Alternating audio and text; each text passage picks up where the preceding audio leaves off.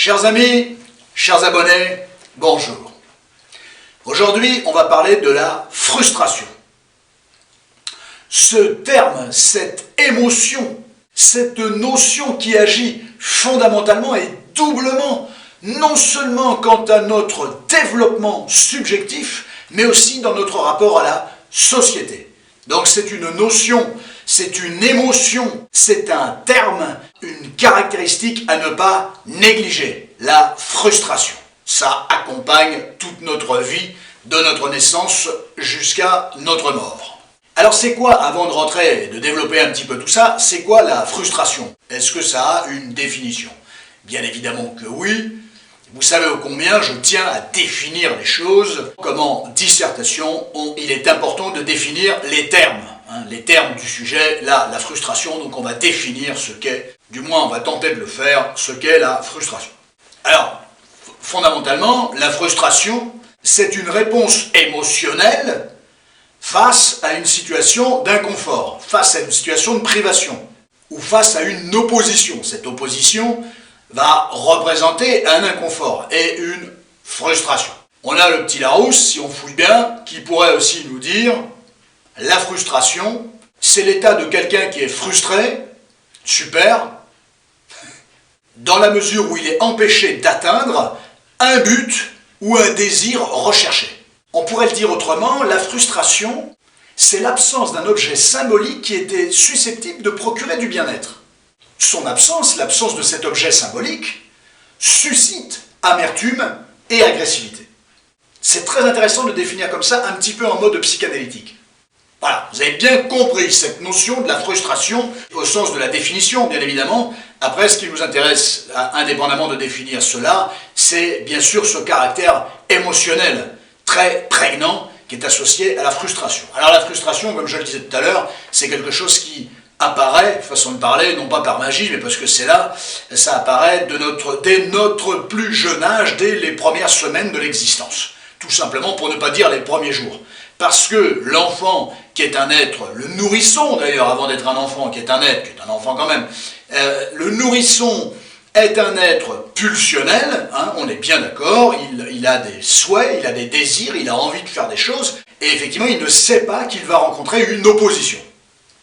Donc, il se rend compte qu'il souhaite faire quelque chose, mais que, et bien souvent d'ailleurs son parent, lui dit « non, non, faut pas faire ça ». Donc, et d'une, il ne comprend pas pourquoi on le frustre, il ne comprend pas et il ne l'accepte pas, bien évidemment, et il le comprend encore moins compte tenu qu'à ses yeux au départ, le parent est un être effectivement qui veut le bon pour lui.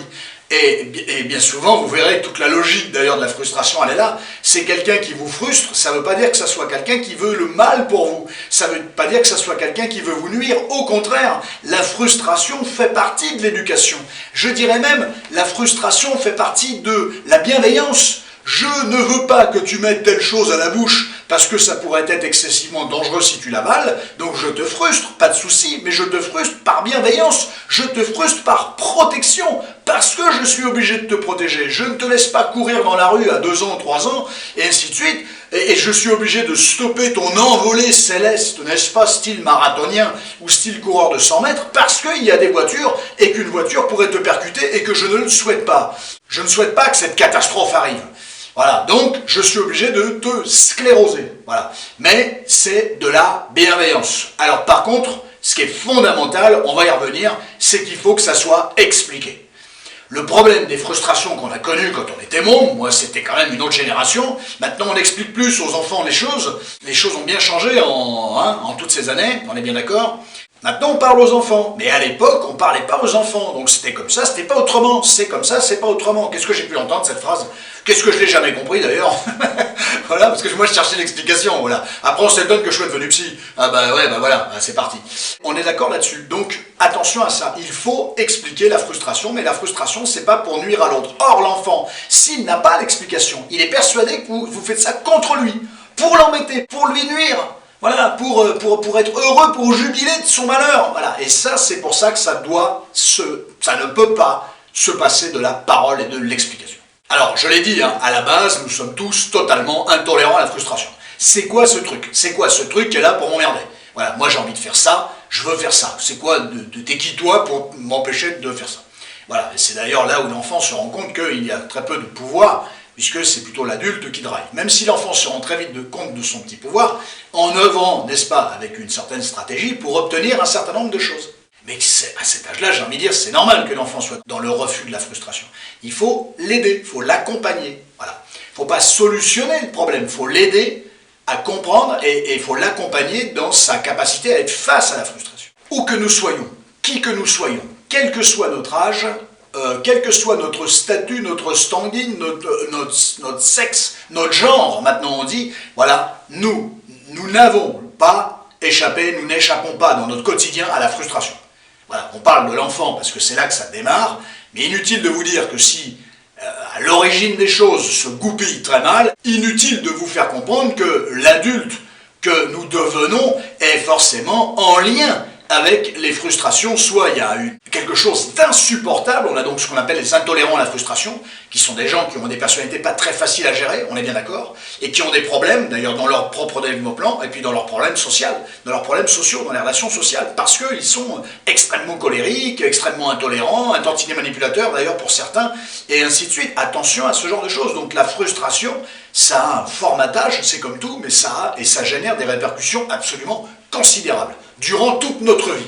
Alors la frustration, elle suscite des comportements émotionnels, style la colère, style le désappointement, le dépit, la rancœur, l'agressivité, les larmes, l'incompréhension, l'insatisfaction, voilà, autant d'émotions, autant de sentiments qui peuvent se greffer sur une situation en lien avec la frustration. En fait, la frustration, bien souvent, de prime abord, c'est une impuissance. Voilà, c'est que même si on veut quelque chose, on ne peut pas l'obtenir sur le moment. Peut-être plus tard, mais on ne peut pas l'obtenir. Il y a une forme d'impuissance. Et l'être humain, effectivement, doit aussi accepter, c'est propre de la frustration, cette forme d'impuissance sur le moment. Le souci qui se pose, c'est que cette impuissance, elle est bien souvent associée chez certaines personnes qui sont plutôt dans le dépit, qui acceptent même trop, finalement, très fatalistes, qui deviennent très fatalistes. Ça joue sur l'image d'eux-mêmes, l'estime d'eux-mêmes. Voilà, il y a une forme de dévalorisation d'eux-mêmes. Voilà, cette frustration, cet amoncellement de frustration génère une image, effectivement, qui n'est pas favorable, qui n'est pas positive. Une dépréciation d'eux-mêmes. Et ça joue énormément. Donc il ne faut pas emmagasiner trop de frustration, et il ne faut pas l'accepter non plus trop. Mais il faut néanmoins quand même en reconnaître une part d'impuissance. Même si on veut quelque chose, on ne peut pas forcément l'obtenir pour autant. Soit on est trop petit, soit on n'est pas assez préparé, soit on n'a pas l'âge, soit on n'a pas les caractéristiques, soit j'en sais rien. Il y a toujours un truc qui fait qu'on ne peut pas obtenir quelque chose. Du moins, pas tout de suite. Mais au moins sur le moment, et avant d'élaborer une stratégie pour obtenir cette chose-là, eh bien effectivement, il est souhaitable d'accepter que on ne puisse pas l'obtenir, et que ça n'a rien contre nous. C'est pas contre nous, ça ne veut pas dire qu'on est une mauvaise personne pour autant. Voilà, mais d'où la communication dont je vous parlais tout à l'heure, qu'on frustre les enfants. Effectivement, c'est complexe, mais ça ne va pas sans explication. Je vais y revenir. La frustration, c'est un constat. C'est un constat d'impuissance, c'est un constat de ne pas obtenir quelque chose. Voilà, c'est un constat et c'est très vite une émotion. C'est toute la différence entre ce que l'on désire et la réalité. Et la différence, elle est notoire. Et on a plein de désirs, tant mieux. Mais on ne peut pas tout réaliser, c'est pas possible. Donc il y a ce différentiel, cette différence entre le désir et la réalité. Et la frustration, elle vient parler au nom de la réalité, pas au nom du désir. Alors elle nous renvoie à notre désir de base, mais effectivement, cette butée, elle est plutôt présentée par la réalité. Et c'est ce qu'on explique bien souvent aux enfants, mais il n'y a pas besoin de l'expliquer aux enfants, parce qu'on peut l'expliquer à des gens qui ont 20 ans, 20, 30 ans, 40, et ainsi de suite, eh bien que, attention, les choses ne vont pas se dérouler comme eux les envisagent. Et ça, c'est pas une histoire d'âge. Donc c'est toute, effectivement, cette différence notoire, très psychanalytique, entre le principe de plaisir et le principe de réalité. C'est très freudien, ça. Voilà. Et effectivement, principe de plaisir, le désir, tout simplement, et ce que je veux, ce qui me fait du bien, ce qui me fait plaisir, et le principe de réalité, c'est ce que je n'obtiens pas, c'est la frustration, c'est l'impossibilité, c'est l'incapacité, et tout ce qui s'ensuit. Et le développement psychique, psycho-affectif, psycho-égocentrique, puise énormément de son énergie, de sa substance, si je puis dire, de cette notion du rapport à la frustration. C'est pour ça que je vous ai dit que c'était effectivement quelque chose, un thème à ne pas négliger, parce que notre vie s'organise beaucoup sur la frustration, et on peut en faire de très grandes choses. On peut se laisser emporter par la frustration, mais on peut en faire de grandes choses. On peut avoir des réactions extraordinaires, parfois à l'orgueil, ou par extraordinaire stratégie, ou les deux, on peut obtenir des choses extraordinaires et arriver à inverser les tendances. Ce qui ne fonctionnait pas pendant des années peut finalement se mettre à fonctionner, et ça c'est tout l'art et toute la force de l'être humain. Encore faut-il, je le disais tout à l'heure, accepter la situation dans laquelle on est. C'est-à-dire de telle manière, je ne peux pas l'obtenir, mais comment je pourrais l'obtenir autrement? Voilà. Et ça, c'est bien, quitte à ronger son frein, comme dirait l'expression, pour à un moment donné, on sait que ça passera. On se donnera en tout cas tous les moyens pour que ça passe. Et en général, quand on est bien préparé, quand on a compris un certain nombre de choses, voilà, quand on accepte effectivement ce qui s'est passé, son passé, qui n'est pas forcément un passif pour autant, eh bien effectivement, il peut y avoir d'immensissimes victoires. L'individu se structure dans l'insatisfaction. Voilà. Et ça c'est vrai. C'est pas agréable, mais on peut en faire quelque chose. Voilà. Ce qui me semble important, c'est que, ok, j'accepte. Voilà, parce qu'il y a malheureusement beaucoup de gens qui n'acceptent pas. Non, je ne l'ai pas eu, donc il faut que je l'obtienne. Et le problème, c'est que quand on n'accepte pas la réalité, fondamentalement, eh bien, on peut commencer à avoir des attitudes. Ces personnes-là peuvent commencer à avoir des attitudes qui ne se font pas très politiquement correctes, c'est-à-dire qu'ils vont vouloir obtenir la chose, mais par des moyens fallacieux, par des moyens pas très clean, si je puis dire, voilà, par des techniques de manipulation, par des techniques de pression. Et ça, c'est pas une bonne chose du tout. Donc, parce que ça ne se fait pas, les choses on les obtient par soi-même, mais pas en manipulant, pas en ayant des techniques fallacieuses, pas en racontant des bêtises, des inepties, ou en faisant croire des choses à des gens, ou en utilisant des gens, en manipulant les gens, et ainsi de suite. Et ça, attention à ça. On a donc les gens, les intolérants à la frustration dont je parlais tout à l'heure très rapidement, ce sont des gens qui, à chaque fois qu'ils vont être face à une frustration, vont avoir des réactions disproportionnées. Voilà, c'est pas de leur faute. Voilà, parce que justement, il y a eu des traumatismes, on ne les a pas bien accompagnés préalablement, on n'a pas su les aider, les driver, ou du moins ils n'ont pas voulu de cette aide-là, ils ont voulu absolument aller uniquement dans le sens du principe du plaisir et du désir qu'ils avaient, ils ont refusé l'idée. Voilà, mais il y a un moment donné, on est obligé de faire comprendre aux enfants que c'est pas possible, et que ça ne nous fait pas plaisir de leur dire que c'est pas possible. Je reviens à la pédagogie sur le fait de dire non, hein, on est bien d'accord. Eh bien, les intolérants à la frustration, bien souvent, vous finissez, ils sont un petit peu manipulateurs parfois, parce que vous finissez par dire, tiens, je ne peux pas lui dire non, parce que il va s'emballer, il va s'emporter. Et donc, cette personne-là le sait très bien, et donc elle joue un peu avec ça, et elle vous met un peu la pression à cause de ça. Il y a quelque chose d'un peu manipulatoire dans ce type de comportement, attention à ça. C'est pas parce que quelqu'un ne supporte pas la frustration qu'à un moment donné, vous n'êtes pas obligé de lui dire non. Et ça, attention à ce genre de choses, attention à la défense de vos propres intérêts. Ça, c'est très intéressant. Après, qu'on n'ait pas envie de faire dégoupiller quelqu'un, c'est complètement normal. Mais attention aussi à préserver au mieux vos intérêts. Pensez aux autres, préserver les autres, c'est bien. Socialement, c'est formidable, mais attention aussi de savoir protéger et défendre vos propres intérêts, tout simplement. Et la question de la frustration est très élaborée là-dessus. Alors, ce qui est intéressant d'ailleurs par rapport à ça, c'est que quand justement vous êtes parent et que vous frustrez votre enfant, vous êtes vous-même dans la frustration de celui qui frustre son enfant.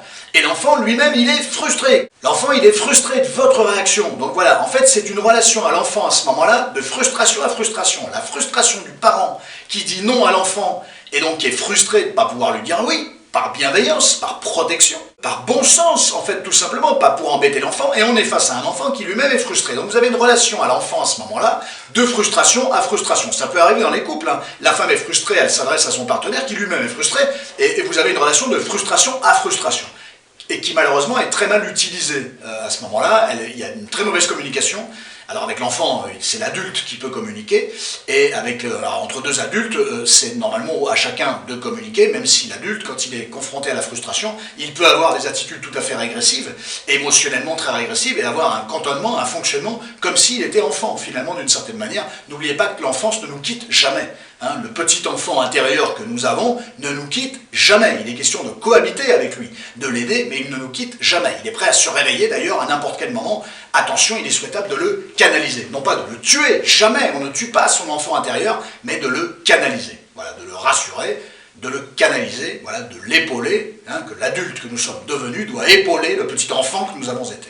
C'est absolument capital de saisir ce genre de choses, indépendamment de le saisir, de mettre en œuvre un rapport à soi-même, une cohabitation. Vous savez que la vie est une cohabitation avec soi-même dans un premier temps et avec les autres, si je puis dire par la suite. C'est une cohabitation avec le petit enfant que nous avons été et l'adulte que nous sommes devenus. C'est une cohabitation. Ce n'est pas simple une cohabitation, mais bien fait, bien agencé, et bien avec un certain nombre de règles, effectivement, ça peut être beaucoup plus intéressant à vivre que d'être dans une cohabitation extrêmement bordélique, hein, si vous me permettez cette expression. Voilà, c'est pas parce que vous êtes parent et que vous détenez l'autorité que forcément vous jubilez d'être dans l'autorité. On est bien d'accord, vous êtes obligé de l'exercer, parce que sinon c'est le bordel, pardon pour l'expression. Mais voilà, et l'enfant il peut croire, lui, que vous jubilez de cette autorité, voilà, et de dire « Ah, les adultes, c'est génial, c'est voilà, plus tard je ferai ci, je ferai ça ». Il a le droit de penser ça, bien évidemment, mais il faut l'en dissuader de ça. Je ne prends aucun plaisir à te dire non. Je suis obligé de te dire non, je n'ai pas le choix, mais je prends aucun plaisir à te dire non. Voilà. C'est comme le fait d'être craint par ses enfants. Hein. Ne confondez pas autorité et autoritarisme. Hein, on est bien d'accord. Autorité, c'est j'ai autorité, c'est moi qui décide, parce qu'il ne peut pas en être autrement. Ça n'empêche pas de consulter un enfant. Hein. Il y a plein de décisions où, effectivement, je pense que c'est intéressant de consulter les enfants. Voilà. Qu'est-ce que tu en penses? Ça ne veut pas dire que vous allez dans le sens de ce que l'enfant vous dit. On est bien d'accord. Mais c'est très important que l'enfant, il a un pouvoir consultatif. Je pense qu'il est souhaitable de consulter son enfant sur des événements importants, bien évidemment, qui le concernent ou qui concernent la vie de famille. Il faut consulter les enfants, il faut leur demander leur avis. Il ne faut pas leur dire « je vais aller dans ton sens ». Non, non, mais j'ai besoin d'avoir ton avis. C'est capital. 3 ans, c'est un poil jeune, 4 ans, 5 ans, 6 ans, 7 ans, 8 ans. Les enfants, selon moi, doivent être consultés. Voilà, j'ai pris en compte ce que tu m'as dit, je vais voir, je vais mettre ça dans la balance, dans le pot commun, et puis on verra, on décidera. Mais l'enfant, il sait très bien, même si vous prenez une décision qui ne va pas du tout dans le sens de ce qu'il avait dit, il sait que vous l'avez consulté, il n'a pas oublié. Comment ça s'appelle ça? De la considération. Je te considère mon enfant, ma fille, mon fils, j'ai besoin d'avoir ton avis. Et d'une, je t'expose une situation, je te considère. Et pas un truc tordu aussi, hein, parce que les enfants, il ne faut pas tout leur mettre sur le dos non plus. Hein. Et après, il faut voir ce que c'est. On ne va pas faire de la casuistique, mais sur des choses qui sont tout à fait du quotidien, voilà, un petit peu différent du quotidien, des choses importantes, effectivement, vous pouvez consulter vos enfants. Voilà. Donc il y a ça, et n'oubliez pas aussi de rappeler à vos enfants, libre à vous dans votre communication, que ce qu'ils vivent, ce qu'ils ressentent, vous savez ce que c'est. Pourquoi vous savez ce que c'est? Parce que vous aussi, vous avez été un petit garçon ou une petite fille. Donc ce que tu vis là, pas exactement de la même manière, puisque nous sommes différents, toi et moi aussi je l'ai vécu. Ça c'est pédagogiquement très intéressant. Parce que l'enfant il est persuadé que vous avez toujours été adulte, il a quand même compris que vous aviez été enfant quelque part, il a vu des photos, il a vu des vidéos, il a vu des trucs, mais il a l'impression que vous avez toujours été adulte. Donc il n'imagine pas que vous pouvez avoir les perceptions de l'enfant.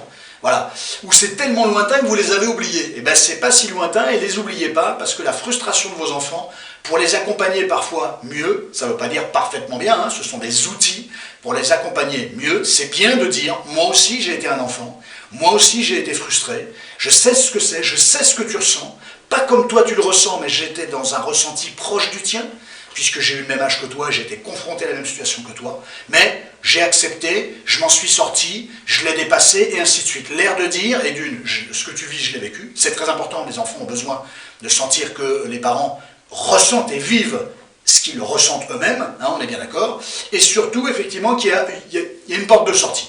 Parce que si papa il s'en est sorti avec ses frustrations de l'enfant, moi aussi je vais m'en sortir avec mes frustrations de l'enfance. Si maman s'en est sortie, moi aussi je vais m'en sortir. C'est un discours très productif, et d'une très considérant, et de deux, il y a une porte de sortie à la frustration que tu ressens aujourd'hui. Pas une porte de sortie pour subterfuger et esquiver la frustration, non, ça veut dire qu'on peut en faire quelque chose. On va y revenir. Le but là-dedans, vous l'avez compris, dans cette pédagogie, dans cet exercice permanent de pédagogie, dans votre rapport aux autres, c'est effectivement d'expliquer pourquoi l'enfant ne doit pas être effondré de tous ces noms, hein, de toutes ces injonctions qu'il reçoit, il ne doit pas être fragilisé dans sa construction. Donc cet échange de communication, ça doit être rassurant pour lui. Voilà, c'est de la bienveillance et c'est rassurant pour lui. Le fait de dire que vous comprenez ce qu'il ressent, en gros, parce que vous l'avez vécu vous-même, tout ça est très rassurant pour l'enfant. C'est-à-dire qu'il va finalement se dégager de cette frustration, c'est contre moi, c'est pour m'embêter moi, voilà, c'est pour me nuire à moi. Non, ce n'est pas pour te nuire, au contraire, c'est pour te protéger. Et c'est très important que l'enfant saisisse ça pour effectivement avoir une meilleure élaboration psycho-affective, une meilleure confiance en lui. Ah, c'est pas contre moi que c'est fait. Et il va le comprendre à sa manière. Ça ne veut pas dire tout de suite 30 secondes. Non, il faut se calmer les amis, c'est pas comme ça que ça marche. Non, c'est sur des minutes entières, c'est sur des jours entiers, c'est sur des semaines entières parfois. On est d'accord, sur des mois entiers avec certains enfants. C'est plutôt les enfants, c'est plutôt les ados, ainsi de suite. Ça peut prendre du temps. Mais on peut arriver à faire passer pédagogiquement une idée, un ressenti. Voilà, tout simplement. Et c'est pas parce que je te comprends et je ressens ce que tu vis que forcément, tiens, je te donne les clés. Hein, voilà, on est bien d'accord. Je cède finalement à ça parce qu'un enfant va s'en rendre compte et il n'a pas fini effectivement de ne jouer qu'avec ça. Et ça pourrait être très contre-productif pour vous, pour votre autorité, pour lui, parce que si un enfant, il se plaint toujours de l'autorité qu'il reçoit, mais fondamentalement, vous savez très bien qu'il en a besoin. Ça le cadre et ça le rassure. Parce qu'il y a quelqu'un pour lui qui peut quelque chose de bien et de bienveillant pour lui. Et ça, c'est très important pour les enfants. Un enfant qui se plante, ça casse, ça marche pas, et bien, il faut qu'il réessaye, il est frustré, il faut qu'il dépasse sa frustration et il faut absolument qu'il essaye de voir et de vérifier qu'il est capable de réussir des choses par lui-même. Il faut accompagner la frustration. On l'a tous connu, on a tous fait des trucs, voilà, des maquettes, des trucs, des empilages, des machins, c'est tombé une fois, deux fois, on a tous envoyé tout valdinguer, on disant allez c'est quoi cette connerie, je veux plus toucher à ça. Et on y retournait, il fallait y retourner. Alors pas le jour même, 2 jours après, une semaine après, 1 mois après, 2 mois après, peu importe, on y retournait et on a fini par le réaliser. Donc c'est la frustration. La frustration, c'est emmerdant, je vous l'accorde, mais on peut en faire quelque chose. Et ça ne veut pas dire qu'on est incapable, ça ne veut pas dire qu'on est incompétent pour autant. Mais on ne sait pas tout faire tout de suite. Et c'est pas parce qu'on veut un truc tout de suite qu'on va forcément l'obtenir tout de suite. Il y a tout un travail de régulation, de pédagogie, de compréhension, d'acceptation fondamentale. Vidéo capitale, la frustration. Alors, la frustration de ce qu'on en fait, à partir du moment où on l'accepte, peut devenir aussi, avec cette notion notamment d'orgueil, dans le bon sens du terme, le bon orgueil. Hein, l'orgueil, on veut faire quelque chose de constructif, qui va ne nuire à personne et qui va être constructif. Voilà, l'orgueil, j'ai raté tel truc, la fois d'après, je ne le raterai pas. C'est de l'orgueil, ça. Voilà. Mais ça, c'est du bon orgueil, parce qu'il en faut du bon orgueil. Donc il faut se planter pour se dire, si le train repasse, celui-là, je ne le louperai pas. Et là, la frustration, elle peut être très utile. À partir du moment où elle a été acceptée, qu'il y a eu des choses qui ont été comprises, qu'il y a eu des choses qui ont été travaillées entre-temps, et là, effectivement, cet orgueil peut vous permettre de réussir de très grandes choses. On ne m'y reprendra plus, je ne me ferai plus avoir, et ainsi de suite.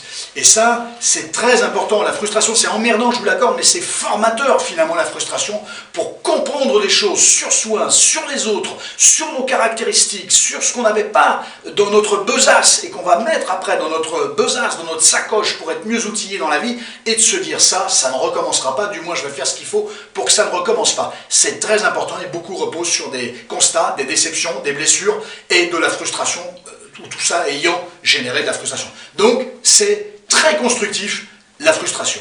Et donc, ça peut générer effectivement des idées, des idéologies, un désir de victoire assez important, un désir d'empiler tout un tas de choses. Il ne faut pas oublier d'être humain et d'avoir des bonnes relations humaines, bien évidemment, avec les autres, mais ça peut générer des carrières entières, ça peut générer des défis, un sens du défi extraordinaire. Bien souvent, les gens qui ont un grand sens du défi, ça repose sur des frustrations qu'ils ont vécues quand ils étaient gosses. Et voilà, ils en ont fait quelque chose qui était tout à fait constructif. Et ils ne doutent pas d'eux, et la confiance aidant, bien évidemment, vous êtes capable de faire de grandes choses de ça. Mais beaucoup, ça repose beaucoup sur la frustration. Tout le monde a rencontré la frustration, et certains vont en faire quelque chose pour progresser et réussir des choses qu'ils n'auraient pas réussi s'ils n'avaient pas rencontré la frustration, et s'ils n'avaient pas accepté finalement cette notion de, à ce moment-là, d'impuissance, c'est raté, c'est perdu. Parce que oui, quand c'est raté, mais la fois d'après, c'est pas forcément raté. Mais celle-là qui vient de passer, celle-là, c'est plié. Mais la fois d'après, pas encore. Voilà, donc la frustration, c'est vraiment quelque chose dont on peut se servir pour arriver à construire quelque chose, voilà. Et je vais préparer les choses, je vais être pro, et ainsi de suite. Et ça, c'est très intéressant. Et ça repose sur la frustration, puisqu'on l'a toujours connu, on a été formaté par la frustration. Toute la question, c'est comment? Est-ce que ça nous a donné le sens du défi, ou est-ce qu'effectivement, ça nous a effondré? Et il y a l'estime de soi, l'image de soi, il y a tout ça qui est en jeu. Ça implique énormément de choses dans le développement personnel dont je vous ai parlé tout à l'heure, voilà, dans notre développement subjectif, et dans notre rapport aux autres. Voilà, il y a les frustrations qu'on a nous-mêmes, il y a les frustrations qu'on a avec les autres. Tout peut potentiellement s'améliorer, c'est ça qui est important de comprendre. Je le redis, c'est très important, il faut que les objectifs pour dépasser, une fois que vous êtes dans la frustration, il faut l'accepter, c'est fait, ce train-là il est passé, c'est fini, vous ne pouvez plus monter dedans. Par contre, il y en a un autre, voilà, ça c'est bien, ou un peu différent, peu importe, si c'est le même truc à refaire, ou si c'est un autre truc, hein, un autre objectif, un autre défi, un autre projet.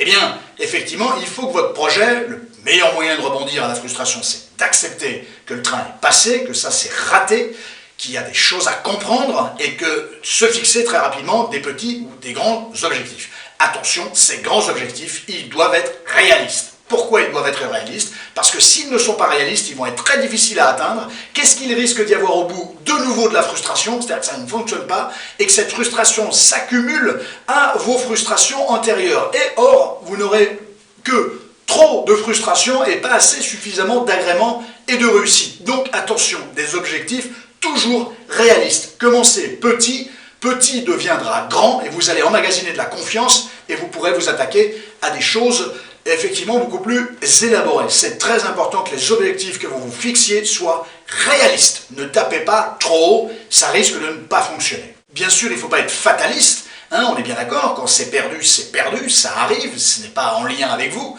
Vous avez mis en œuvre ce que vous pouviez, je vous l'ai toujours dit, mettez le maximum en œuvre pour arriver à obtenir des résultats. Voilà. Après, si ça ne fonctionne pas, ça s'appelle la vie, ça ne veut pas dire que vous êtes bon à acheter au lion, on est bien d'accord. Mais essayez toujours d'obtenir les choses avec noblesse, dans les règles de l'art, on est bien d'accord. Pas avec des techniques manipulatoires, à utiliser les gens, avec des subterfuges, et ainsi de suite. Voilà, soyez clean dans votre approche vis-à-vis de vos objectifs, et surtout vis-à-vis de vous-même, et a fortiori vis-à-vis des autres. Très important ça. Un petit like si la vidéo vous a plu, un petit abonnement si le contenu des vidéos de cette chaîne vous convient. J'ai pris un plaisir absolument immensissime à vous parler de tout ça. La frustration, c'est un énorme sujet. Prenez grand soin de vous, merci d'avoir regardé cette vidéo. Passez une bonne semaine, à la semaine prochaine pour un autre thème. Prenez grand soin de vous, à très bientôt.